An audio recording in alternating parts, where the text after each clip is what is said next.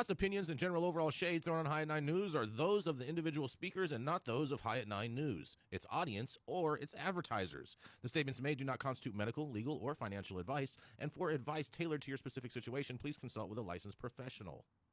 Welcome to the High at 9 News Hour, where you will hear from cannabis industry experts and professionals from around the country talk about important topics while shining light on global issues and discussing cannabis as it relates to politics, regulation and reform, data and technology, science, research and medicine, family and parenting, art, celebrities and entertainment, fitness, sports, mental health and wellness, and plant-based medicines and entheogenics. Together, we are building a stronger community, fighting the stigma and creating change. With your hosts, Jason Beck and Rico Lamite, joined by special industry expert correspondents from around the country, and daily antics brought to you by Cannabis. Coming to you live every Monday through Friday at 9 a.m. Pacific Time and high noon on the East Coast. And thank you all for getting high at 9 with us.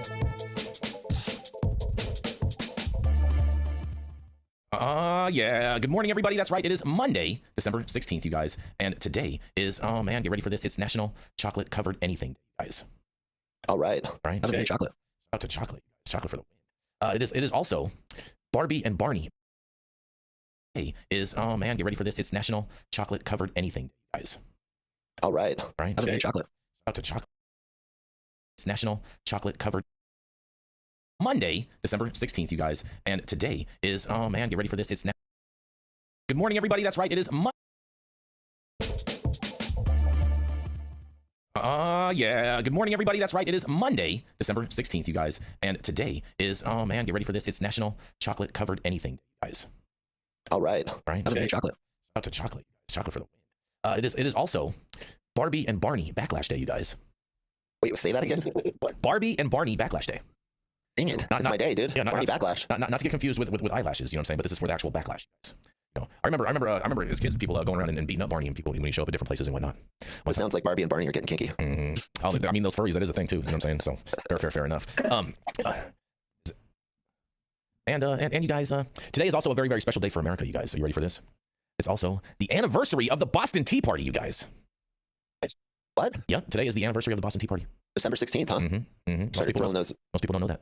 crates in the water. That's right. It's barrels full of tea, you know what I'm saying? Screw taxes. Mm-hmm. Exactly, screw taxes, you know what I mean? You know, I try to say this all the time, but Thomas Jefferson said it's every American's duty to pay as least tax as possible, so shout out to him. Right. Mm-hmm. And you guys, there's one other big thing going on today. Are you ready for this? Big part of American history, you guys. Big part of cannabis history today. 10 years ago, today, the Rohrabacher-Farr Amendment was signed into law today, you guys. Today is the 10-year anniversary of the Rohrabacher-Farr, the single and only bill, Cole, that protects and has allowed the industry to grow into what we all see it and know it as today. What do you have to say about that, Cole? Mr. Cole Memo? Well, I have to say that I love the Rohrabacher-Farr Amendment. That's all I have to say. All right, fair enough. I can accept that. And thank you all for joining us and getting high at 9 with us. It's also high noon on the East Coast. And please remember to like, share, and subscribe to us on all social media platforms. You can look up above and down below on your screen to see exactly where we live on the internet. And we are live every Monday through Friday on YouTube, Rumble, Twitch, X, Instagram, Facebook, and on our very own website, www.high9news.com. So thank you all for live every Monday through Friday on YouTube, Rumble, Twitch, X, Instagram, Facebook, and on our very own website, www.high9news.com. So thank you all for joining us from whatever platform you are joining us from. And just a quick little housekeeping note, you guys. Starting next year, I think, Jesse, we decided we're going to go with this, is we are going to stop streaming on Twitch, Facebook, and Instagram. And we're just going to focus on YouTube, Rumble, X, and I believe that we're going to be having a Roku channel coming up in the next year. So we're working on that to try to get that fixed out. But I think that's the plan. What we're going to do. So if you do watch us on any of those platforms, make sure you migrate to one of these other platforms because you're not going to find us come 2025 over there. But Jenny Beth, so nice of you to join us today, Jenny. Hey, Jenny. Mm-hmm. Jenny, do you want to kick off the show today? Because Rico is out, and it's National Chocolate Covered Anything Day today. Oh, so any chocolate person will do, is that what you're saying? Well, yeah, I mean, you said it, not me. Whoa. Nice work, Jenny. Walked right into it. That was great. All right.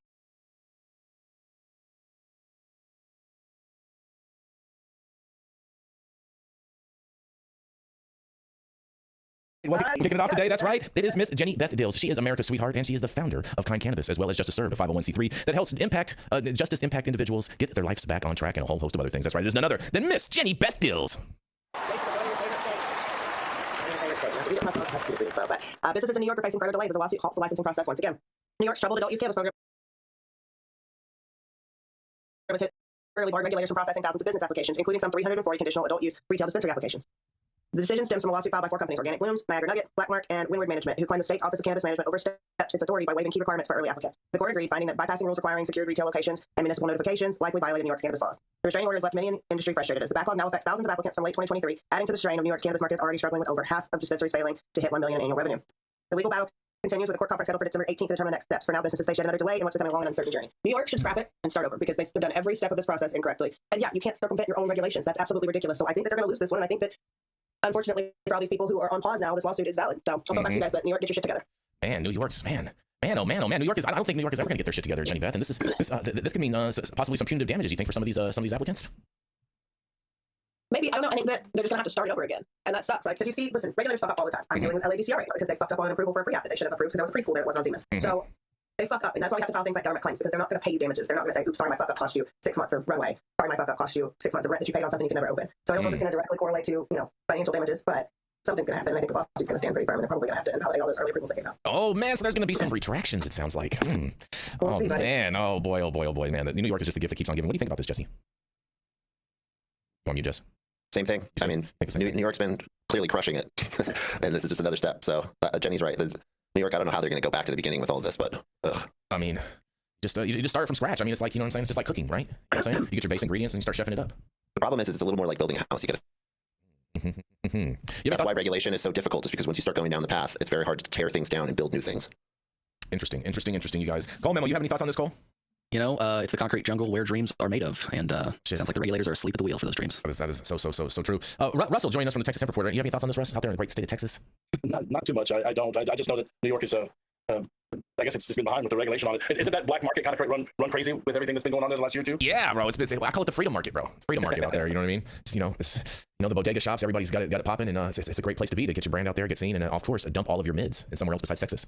It's just another example of where when regulators say market forces to be damned, they're shown that you can't really do that. You can't just stifle natural market forces. That's right. You can't change people's behavior. People are going to want to buy weed regardless of whether or not you tell them that they can or can't. I mean, it's been happening for decades. And that's exactly what I was going to say. Is like, we've already been buying our weed. We have no trouble acquiring the weed. The problem has always been, getting criminalized for that behavior. I'm not saying stores aren't welcome or cool or good, but yeah, the problem has always just been that the law enforcement has criminalized this nonviolent behavior.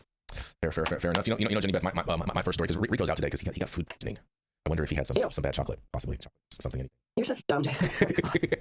Maybe it was curdled milk chocolate or something. Who knows? But sure. Yeah. But when we come back, I have a story from New York too. So since you had a New York story, I have a New York story that I'm going to do next. I can't wait for you guys to hear about this. We're going to be right back after this first commercial.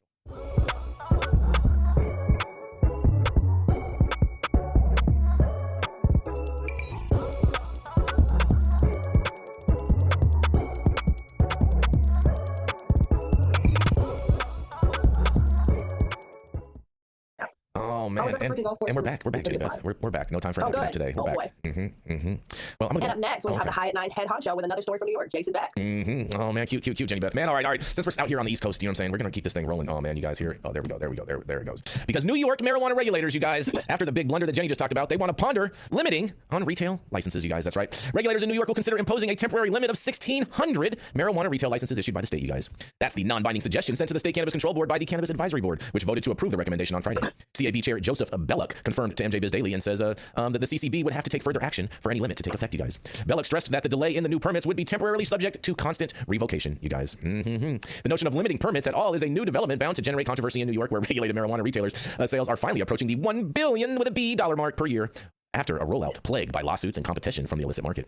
The limit, which Bullock insisted is not a license cap, I just have to say stop the cap, like these impediments in other states, it's meant to keep both the New York market and its social equity operators avoid struggles seen in other states, you guys. Now look at how they're trying to portray this. In a quote, they say, it's not a license cap, it's a recommendation about how many licenses should be approved right now, said Bullock, who noted that the New York has issued permits to operators that have yet to open for businesses and might not actually even open at all. The idea is, in quotes, to try and do this in a smart way, to both grow the market and to protect people who are opening retail locations, he added.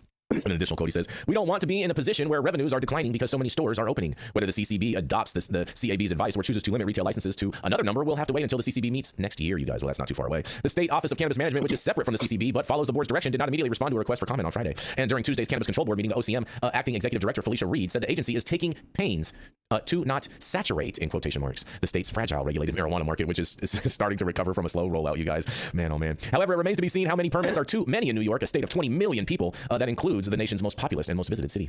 Data presented to CCB and cited during Tuesday's meeting suggests that New York might be able to support as many as 2,000 stores. And with twice the population, California has 1,219 licensed marijuana retailers. If they're basing that off of that, that's just totally ridiculous, according to state data, you guys. And many of those are struggling under the weight of heavy taxes and falling sales, according to CAB's recommendation on Friday. And in the quote, they say, once there are more than the slated 2,000, we will see the market compression in New York, they say. They also say these protections are imperative both for the success of existing operators and those seeking to secure a license, the board recommendation added. They also say, however, to grant all qualifying persons a license at the same time is irresponsible to the market that has already seen a slow and bumpy rollout, you guys. And meanwhile, nearby New Jersey last year eliminated a cap on cultivation facilities, and neighboring Connecticut has a strict license cap where permits are awarded by the lottery. And it's unclear how many cannabis business license applicants would be impacted by the proposed limit. It's also unclear if and when permitting will resume in earnest at all. And a state judge on Thursday ordered the OCM to temporarily stop issuing new conditional adult use retail dispensary, those are known as the CURD permits, as well as all other provisional cannabis licenses. But the CAB's discussion to acknowledgement of a widely held principle, it's easier to turn a profit in limited license states such as Connecticut and Maryland than in states with no licensing limits such as California and Michigan. But since New York has no license cap, and since thousands of applicants for marijuana business licenses applied for permits last year, believing the state would not limit licenses, the CAB's recommendation raises questions for both license holders and applicants, an observer said. According to Bullock, part of the CAB's motivation for a cap isn't to benefit large players, but to boost social equity permit holders, including participants in the CURD program who were supposed to benefit from New York's 2021 legalization law. Some of those operators are already struggling to pay back expensive loans, and critics of these license caps say such limits create artificial scarcity and empower government officials to pick winners and losers rather than the free market. And that's where New York's suggested limit will differ, Bullock told MJ Biz Daily on Friday in a quote. He says, I think the market should largely determine what happens, but we have legislation and a law that sets some priorities that we have to be sensitive to, he said in a quote. We want the market to succeed, and we want the people in that market to succeed, and that requires some balancing, you guys. Man, oh man, oh man, oh man, oh man, you guys, New York, the gift that keeps on giving. They want to put a cap on all these retail licenses, and I just feel like people are just going to get screwed in this again and again and again. I can't wait to hear what you guys have to say about this. I mean, Jason, we might not have a state license cap, but let's be fair. Most municipalities in the state of California have undue concentration, and they reach those, and then you can't get a license. So it's about, making sure that no area is overly concentrated. Now, whether you think that's right or wrong, we just, we do the same shit here. I mean, it sounds like to me, Jenny Beth, though, that they're basing that 2,000 number based off of the licenses that are issued in California, and they're not equating the fact that a majority of cities have a ban on all cannabis businesses altogether due to local control in the League of Cities and other things that are floating around out here in California. I mean, I think they probably have the same thing going there, right? Like, is every municipality in New York accepting cannabis licensing? Well, that's just it. Like, I feel like these things can be worked out at a local level. And in fact, I've been to a few different municipalities in Illinois where they set license limits on different businesses. So we only want X amount of bars in the city. We only want X amount of, smoke shops, dispensaries, you name it. And so for the state to set this at state level, it's like let the localities work it out. Yeah, but if you let the localities work it out cold, and they just screw things up, and then we have small government, Jason. Come on. Oh man, then we run into stories like what Jesse's going to cover today. Oh man, oh look at this. It's like a whole tailspin, Jesse.